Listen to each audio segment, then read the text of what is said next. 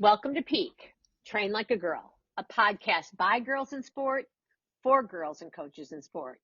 We're here to amplify your voice because we think it deserves to be heard. At Peak, we're a safe place for girls to hang out, learn, grow, and build community. I am a little bittersweet today, Caitlin. I don't know. Are you?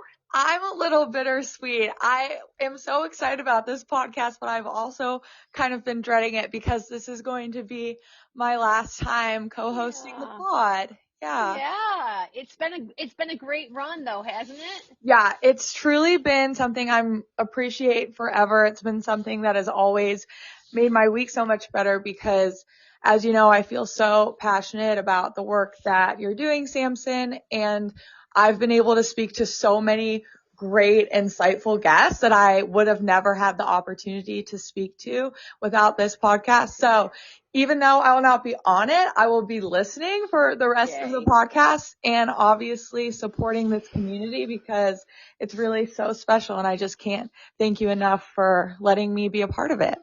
Oh my gosh, it has been absolutely my pleasure. I have had so much privilege in getting to know you as a young adult, going through your high school season and then now moving into, full blossoming adulthood. And I'm excited for what's next for you in your collegiate experience. So you're going to be traveling and studying overseas, correct? Yes, I am. I'm going to be doing that next spring.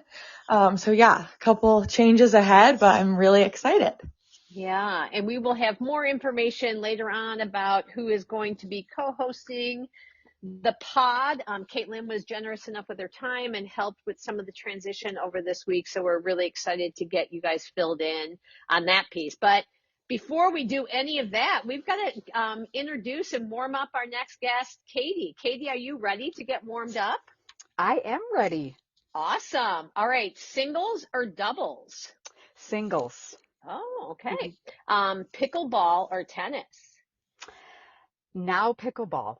Ooh. I love it. Now, pickleball can be singles or doubles too, right?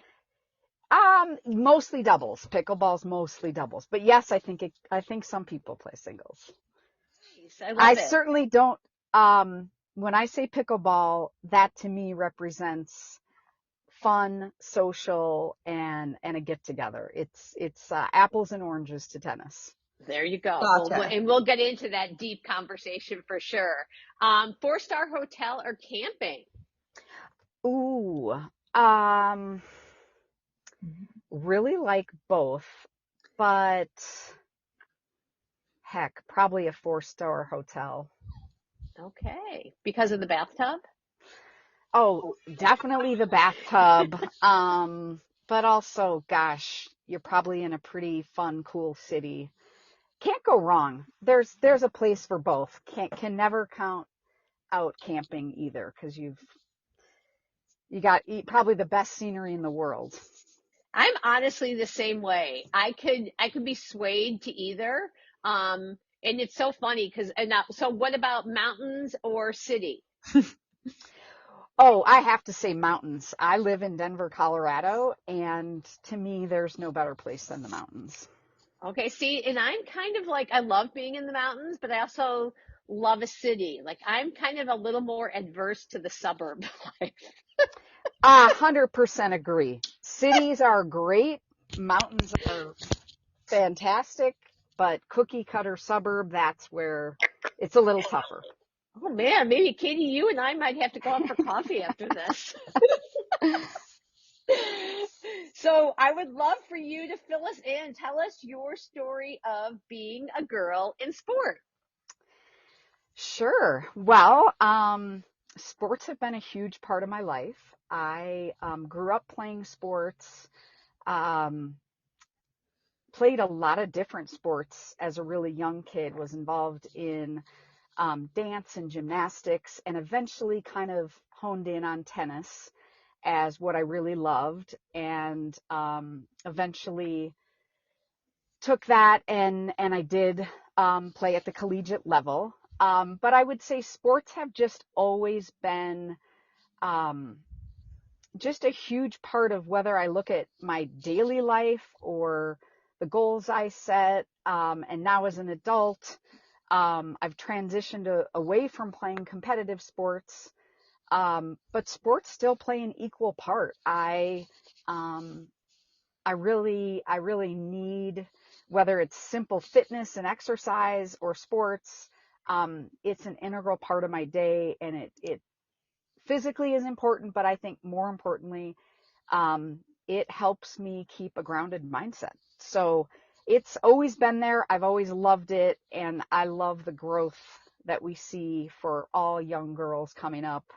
Um, to let it serve them in whatever way they want. It doesn't have to always be competitive, but sports gives people the ability to set goals, be disciplined, and really understand how strong they can be. You are preaching to the choir, Katie. We talk about all the time how the healthy development of sport is just so crucial in like both of our lives, and being able to go from competitively to change to just doing it for fun and a great way to stay in shape, to stay mentally sane. That development looks different for everyone, and that's something that we talk about a lot here. I wanted to ask a little bit more about your experience playing collegiately. I know you played at the University of Vermont. Can you talk a little bit of what it looked like playing collegiately? Were you able to balance other aspects while doing so with academics and community? What was your experience like? Sure. Um, so I played at the University of Vermont for 4 years, and that was a Division I program. But I also need to highlight that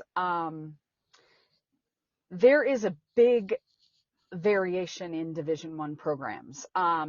When I chose to go Division I, that had been a goal that I set. But there's a big difference between playing at the University of Vermont and playing at the University of Florida. We had a great facility, so we had excellent training. But unlike a lot of Division I programs today, when I was playing, I played in the early 90s. Um, I I didn't feel like the university or the sport owned me. Okay. I very much could focus on academics. I still had a social life. Certainly, I needed to be disciplined, but we were practicing once a day for 2+ hours. So it was a commitment, and it kept me structured. But I did feel as I had the full college experience. I will also say, yes, my weekends were dominated with travel on the East Coast. We were not getting on airplanes flying all over the country. We were driving up and down the East Coast seaboard and playing mostly schools out there that were within a driving distance. So it became a big part of my social life. My team, they were my friends. We spent the weekends together. And you get to know them as competitors, and you get to know them as friends. So I feel I have the Division I experience, but I think it has dramatically changed, and it changes at each university, and it changes sport by sport.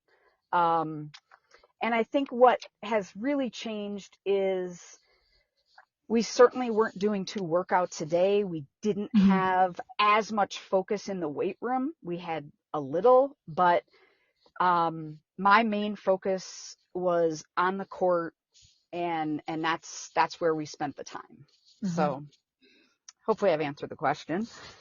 Absolutely. Samson, I don't know if you have anything to say about that, but we talk about there are so many exceptional D1 programs out there for all sports. But we also talk a lot about how there's awesome opportunities at D3 colleges and those sports, and how they can even offer a different perspective of being able to have more balance outside and still getting such great academic opportunities and community opportunities. I think that's a little bit of what you were getting at with you were not in the weight room 3 times a day, or you were not getting up and only playing tennis. And I think that even though there's still great benefits from having such a full drive towards your sport, I think that opportunity that you were given was a really, really great experience. How did you see that kind of translate after college, when you got your education and you had 4 years of a great tennis experience? Did you wanted to shift away from competitive tennis and focus on just overall fitness and continuing sport in a way, or what exactly did that look like for you? Yeah, so when I finished my 4 years at Vermont, it's not uncommon, but I was pretty burnt out. I had kind of done enough. I physically was a little beat up. I had a shoulder injury that I needed to address. But I think the bigger thing is I knew physically I had kind of reached my peak. I wasn't willing to put the time in to stay at that level, nor was it appropriate. I was ready to move on. I needed to enter the workforce. And I think the word burnt out kind of is the perfect term for it. So I actually had an interesting experience. Tennis meant a lot to me. It opened a lot of doors for me. But I was ready to move on, and I ended up going into coaching for about 8 years. I coached back at the high school level, both the men's and women's team of a high school. And to me, that was a perfect transition because I still loved the sport and I loved what it had done for me. I just didn't need to play it competitively anymore. I didn't need to spend the time on the court. But I wanted to give those lessons back. And I loved coaching. It was kind of the perfect transition away from playing competitively. I totally forgot that you coached high school, which is such an amazing opportunity. But you have such great nutritional experience and expertise. Can you kind of talk about how that has played into your life and how you developed such a keen interest and knowledge of nutrition overall? Sure. So I think really growing up playing sports and being interested in that was certainly the foundation for it. I thought about majoring in it when I was in college, and it was really kind of what I wanted, but I was nervous to come out with such a specific degree.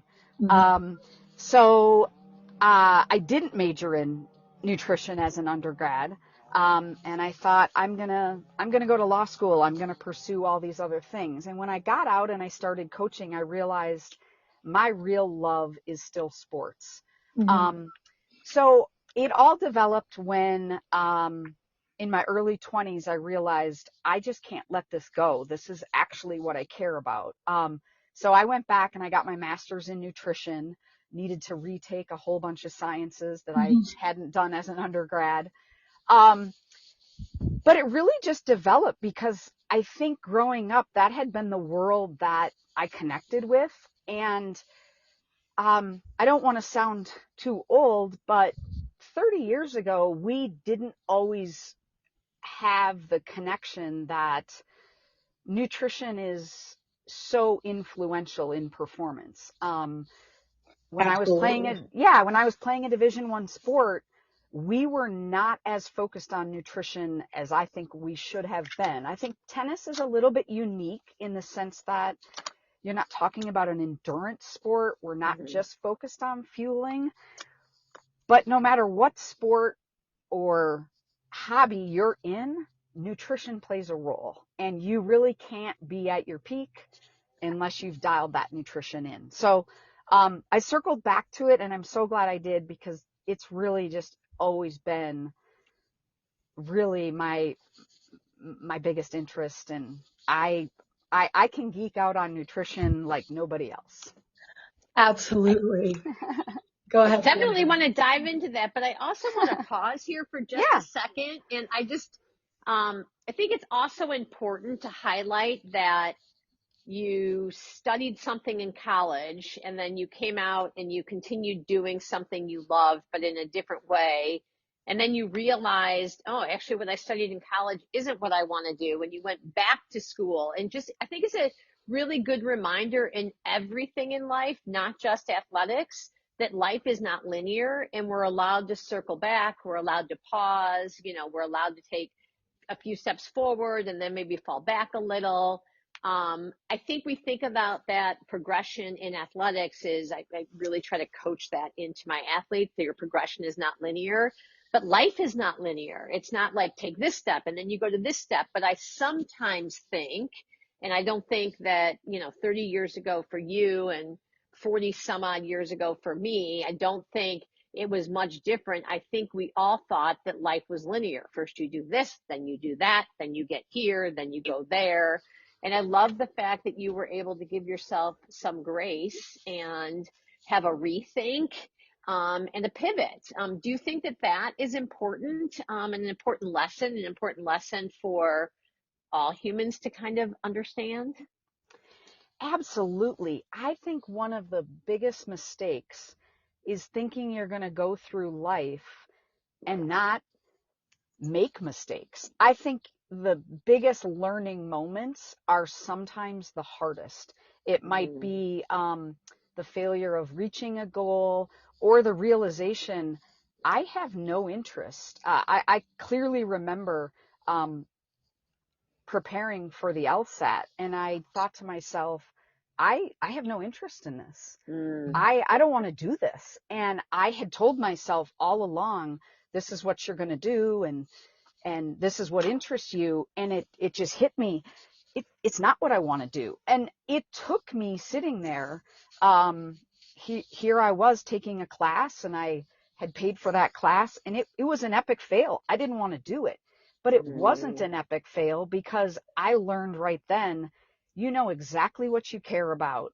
And you do have to kind of start over. I mean, I had to go back and take organic chemistry. I hadn't taken that in undergrad. I had gone to a 4-year program. I had my BA in political science, but it was so worth it. Sure, it was some more time, but it was really through that. I'm never going to call it a mistake. It was that journey of mm. understanding, this is what I care about. This is what I want to do. And I think a lot of young people today think, oh, I'm never going to have that misstep. I know what I want. I'm going to go after it. And if that happens, kudos. But having a couple of missteps can be also super enlightening. So don't be afraid of it. Just the journey is all a part of the process. Yeah, I agree. It was super well said. And I actually think it's actually more important to reiterate now because humans are living longer. So you have so much more opportunity, and you get so many opportunities to have a pivot. Like, even at 60, you can have a pivot. So I think that's also, I mean, who would have thought at 63 I would be the founder of a app and a podcast, like, talk about a pivot. It's fantastic. So yeah, life is long. I mean, I know it can feel short, but there's a lot of room out there to experiment and change and grow and dip your toe in and see what it feels like. I do want to circle back to the nutrition piece because I know you have a lot of value there. We have an acronym at Peak. It's EAT, EAT, and it stands for eat, appetite, and timing. And particularly from an athletic perspective, just understanding I love that you called attention to the fact that tennis, there is difference in sports nutrition, right? Like I coach an endurance sport, and the thing that we try to hammer home to our athletes more than anything is eat. I don't care what you're eating, just eat. I mean, notoriously, endurance athletes, particularly runners, are underfueled, and they have to be able to trust their appetite, particularly in a sport where appetite is being suppressed a lot of the time. And then just understanding the nuance of timing, particularly as female athletes. And so what are some of your tips and tricks there, and how specific do you get depending on what type of sport an athlete is in? And do you differentiate between your male and female athletes?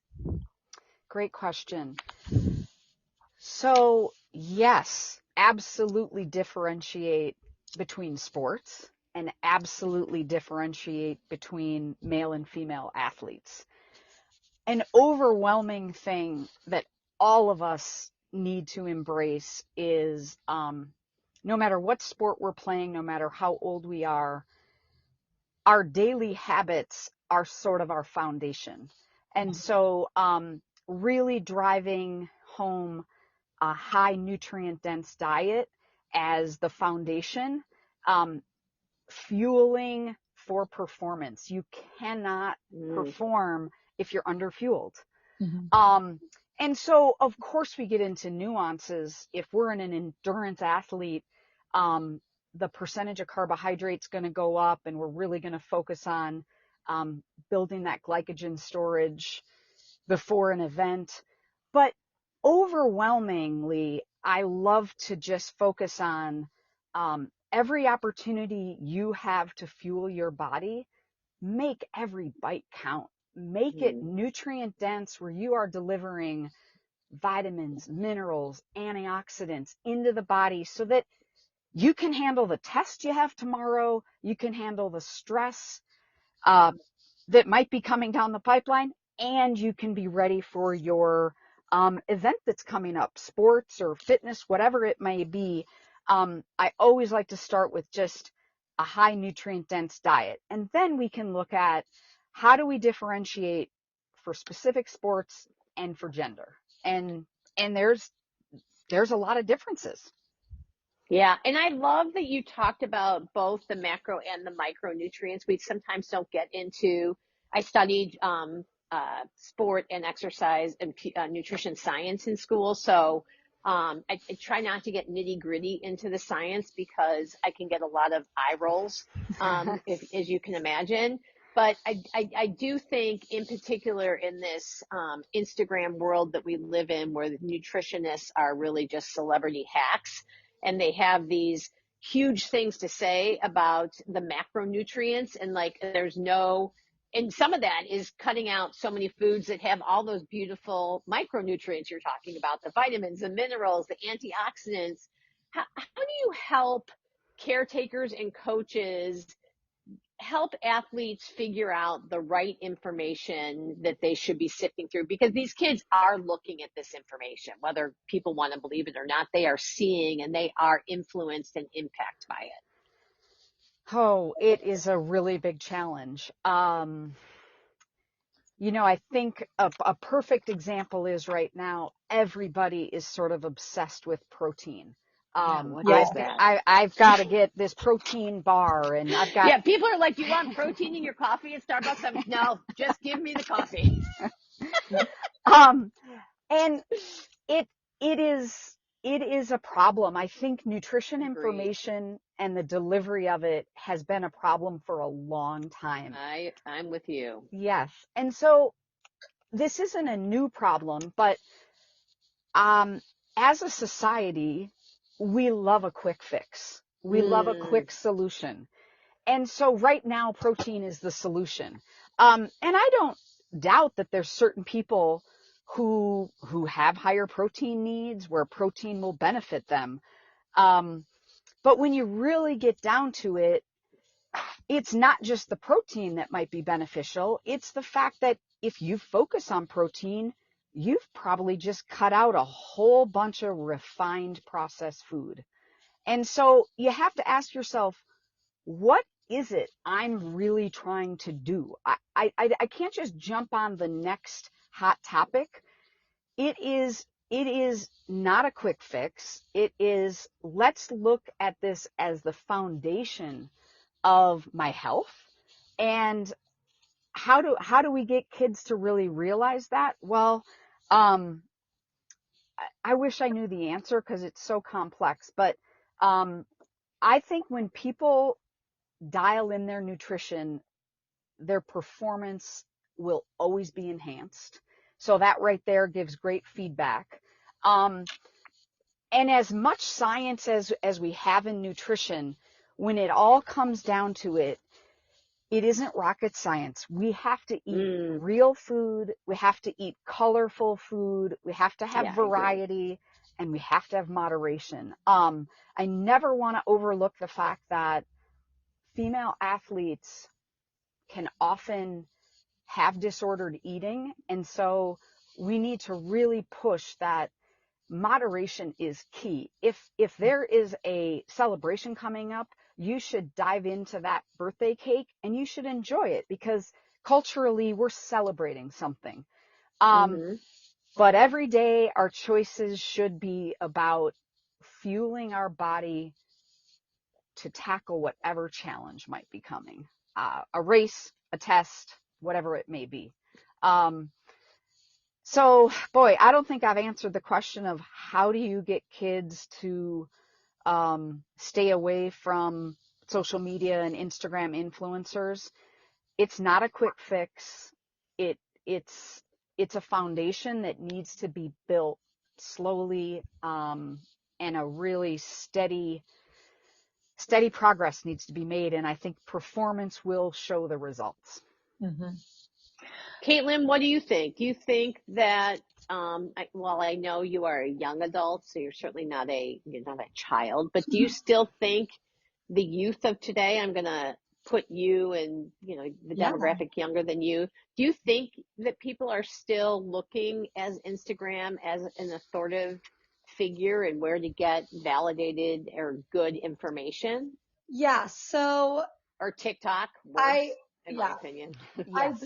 I definitely think it's a major problem. I think specifically Instagram and TikTok are the two places where you're just going to see the craziest advice from people that are not certified or they do not have the education or even the correct place that they're coming from.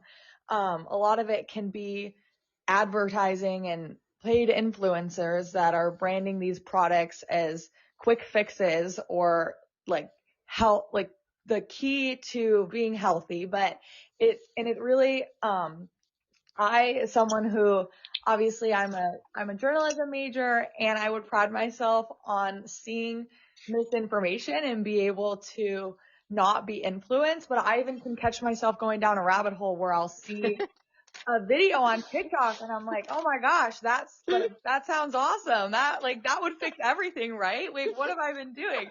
Which it's just like, what a reality check. So I can even be influenced sometimes. So that definitely does break my heart because even I've witnessed it. I'm at college and I'm obviously, have so many girlfriends around me and I can see the influence of like the exact like what we already mentioned of the protein Starbucks when that came out. I'm like, what are we doing? Like, What are we doing? it just breaks my heart because I'm like, I just feel like we're going in the wrong direction is exactly what Katie mentioned of we gotta even just go back to the basics of like, this was in my 6th grade like class of you gotta eat colorful foods and variation of foods. And I feel like we're receding, but the question I will ask of what do we think as someone who's aware? I mean, I honestly wish I had more nutritional knowledge and knowledge of what foods to eat to fuel myself better, not even for athletics, but just in general as a college student. I've caught myself some days where I don't eat correctly and I can't think and I'm exhausted. Is there like some overall education I need to remember, or is it just going back to the basics of what we've mentioned? Or what advice would you give to someone like me who wants to have a better understanding of nutrition going forward now that I'm cooking for myself and I'm managing what I'm eating better? What would you say to that? Any education on it, I think, is always beneficial. Mm-hmm. And I don't have a singular book off the top of my head that I think is um, the best to recommend, but really understanding just some of the mechanisms that are in place. For example, as a college student, you know, notoriously, that's the age that I teach. So I teach human nutrition to college kids. And a lot of times a topic will come up and they have a feeling of why it might be good or bad, but they don't have any understanding of the science behind it. So one topic that comes up a lot is, well, I guess two. The first is so many people on a college campus just simply underfuel. They're busy. They don't take time to eat during the day. They're running from class to class. And so I would say the number one problem is underfueling during the day. It's not even about sports performance. It's just about taking our hormones into account as wait, young. Katie, can I pause for just a Yeah. second? So you're talking about unintentional underfueling as opposed to, okay, just want to clarify. Okay. Yes. Unintentional underfueling. They get up, they have a coffee, they get busy.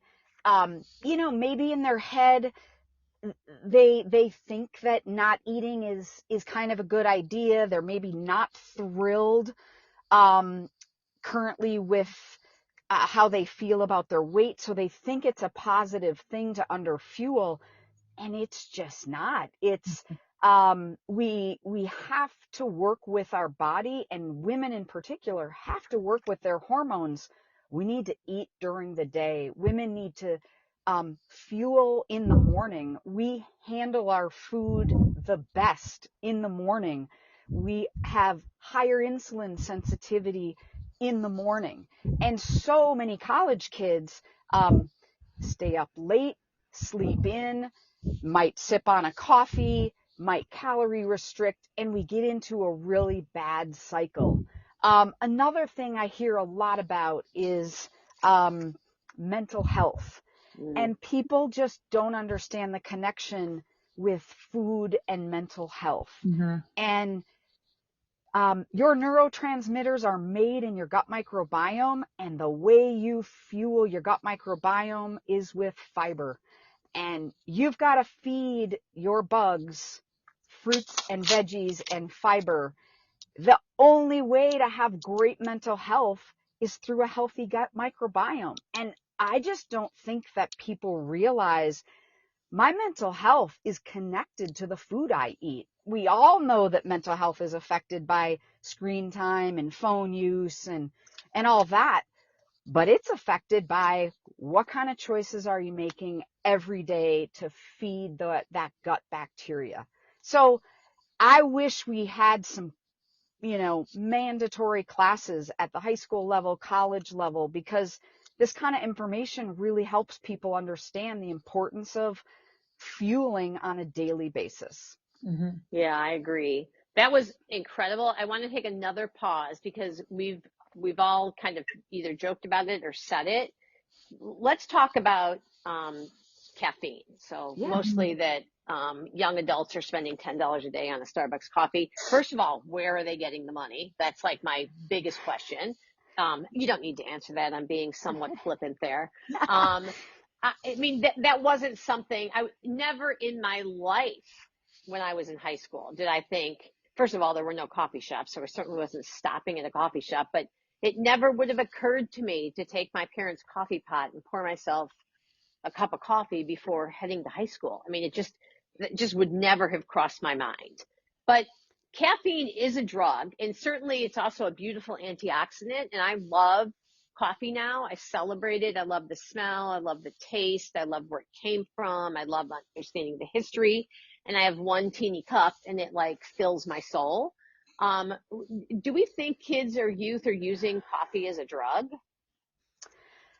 That's a great question. I completely agree that coffee is being consumed higher quantities, younger ages. It's the cool thing to drink. I don't demonize it too much. Where I start to demonize it is when people rely on coffee as what's going to get them through the day. And I would also throw in there energy drinks. We have to, right? Yes. We have to talk about that. Yes. Energy drinks I see kids living on them. Right. Yeah. And, you know, obviously you both, are working in the field of promoting good knowledge about females in sport. And we know that caffeine can enhance performance, and that Sure. Of can be used course. as a great Yep. tool. Yeah, Um, absolutely. but when somebody relies on caffeine to just sort of get them through the day, it pains me to think about what's going on inside, because Mm-hmm. you've missed the opportunity to fuel yourself. Um, I teach a lot of nursing students, and they live on caffeine. They do 12-hour CNA shifts, Sure. and they get through it with energy drinks. So it is being abused. Caffeine has a place. I love Sure. coffee too. Yeah. We have to eat. We Mm-hmm. have to get food in our body, for so many reasons. I think the energy drinks are worse. I agree. Um, Yeah. Loaded with chemicals, loaded with artificial sweeteners. Yep. They're terrible. So Yeah. Agreed. Red Bill Yeah, don't that's like that, but definitely an issue, and I agree. I mean, coffee has there are benefits, and when used correctly, first of all, it can be social. I'm not discounting all of the, you talked about food. Like, food is very social. There are social aspects of it. I'm not sure that's really what I'm seeing, particularly at the high school level. I think kids are consuming it to consume it. And agree. I think they're doing it because they're not getting enough sleep, which is a whole different conversation. That's my thought. And like you said, nurses, who are working 12-hour shifts, and they're under, not only underfueled, but they're also probably underslept. Yes. And yeah, I think that yeah, just interesting. So I know we've got to get wound down here a little bit, but I loved the way Caitlin talked about, overall education, and thank you for kind of sifting through that. If you're talking to a high school athlete right now, and you're talking about first thing in the morning, and I don't think we've done a good, like, what are a few tips here? Like, kids are on the go, kids are in a rush. What are some things that are super simple, on the go, nutrient dense, another word that you keep using, fuel plan, or suggestions for a female athlete who's on the go first thing in the morning? Yeah. Well, it always makes a difference if you've thought ahead the night before. Mm, Anytime you can put a little effort in the night before, whether you're making some overnight oats and maybe you're adding some protein powder, some chia seed pudding, and maybe we're topping it with raspberries and blueberries, and we're getting that fiber and those antioxidants first thing in the morning. Greek yogurt is another great thing. Any way that you can have a grab and go that maybe you've thought of the night before, or a couple nights you make 3 batches, and it literally can just be grabbed and eaten, on your way to school. That's ideal, because first thing in the morning as a young female athlete, you have to have some carbohydrate and you have to have some protein. Mm-hmm. So important. But more than that, let's have it be something we enjoy. Let's mm, have it be flavorful, so that it's not just a chore to get this down. Food should be celebrated, and learning to really embrace flavor and texture. It's just all a really healthy way to approach food. Mm-hmm. yeah, I'm sorry, I'm writing. It's so interesting because we use so many of the same description words: colorful, flavorful, social, like enjoyable, like, convenient, portable, Yeah. and it's just interesting because people can charge food with such negative. But I even think if we just change our verbiage around food and use words that are more celebratory, and kind and generous and accurate, like bright, like as opposed to always something's always either healthy or unhealthy. It's Right. Or colorful, it's bright, it's flavorful, it's juicy. I mean, there's so many things we can talk about, right? right. Like, And why do we talk about healthy or unhealthy? yeah, and people don't realize some of the best sources of really beneficial compounds. We're going to find that in spices and herbs and things that, we've sort of lost track of. Grabbing a granola bar in a pinch, that's going to get us through, but that is not the type of habit we want to rely on. Something Correct. that's been made in a lab, sold at the gas station, putting a little bit of time in and being excited about the flavor, it just kind of sets the tone for the day. It really should be celebrated. So I agree with you Agreed. 100%.